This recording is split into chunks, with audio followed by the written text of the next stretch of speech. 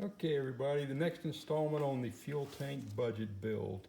All right, what you're seeing here, the lines, these are the skids that the tank's going to set on.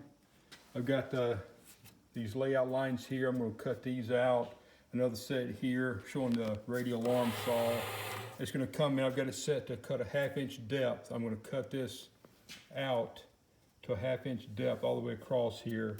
And then the runners will go across there with the 45s cut on them that the tank will be setting in. One will go there, and the other set will go there. Another setup video for you over here on the table saw. Here's the supports.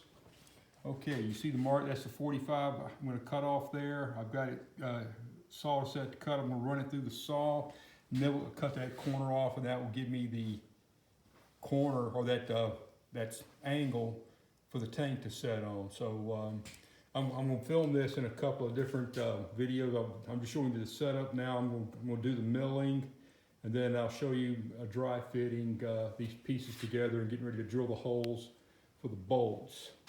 Oh, as far as bolts go, here we go right here. These are the carriage bolts I'm going to be using. They're 10 inches long. I would only got galvanized 1/2 inch diameter bolts.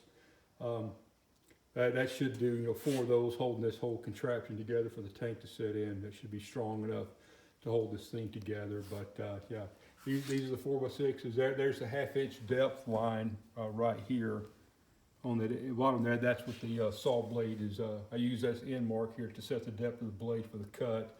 So I'm going to make a series of cuts across here, and then take a chisel and clean it out and so flatten the bottom, flatten that dado. That's called a dado. I'll flatten the dado out. I'll do each one of those, get them all cleaned up and cut. You notice I'm cutting both of them together. I've got the edges here nice and flush on both ends. So that way these things will be perpendicular to each other when they, once the cuts are made. I didn't want to cut them independently. I cut them both at the same time. Just saves a step, and that way I know that these things are not perpendicular. These dados will be parallel to each other, not perpendicular. There'll be parallel cuts, so I know these things will line up and should fit together very nicely.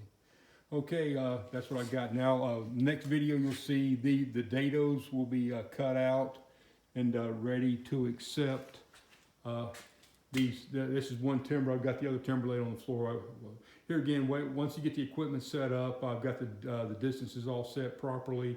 Once you get that done, now it's just you just start running them through and you cut them. So I got to make 2 cuts, one on each of the skids. So yeah, I'll get hopefully I'll get the 2 videos posted up today. I plan on doing 2 different ones. Try to keep them short, easy to upload, and easy to watch. So hey, any questions, drop it in the comments. And again, this is the budget fuel tank build for the homestead.